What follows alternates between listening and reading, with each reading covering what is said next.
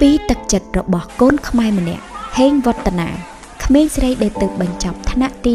12បានផ្ដួចផ្ដើមគំនិតបង្កើតជាមូលនិធិសប្បុរសឈ្មោះថាខ្មែរតែមួយបេះដូងតែមួយ One Heart Team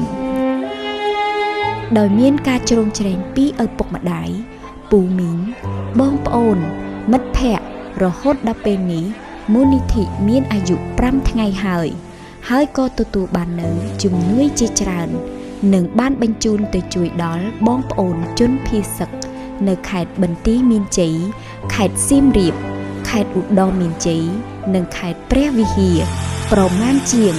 5,000 គ្រួសារបច្ចុប្បន្ននេះមូលនិធិខ្មែរតែមួយ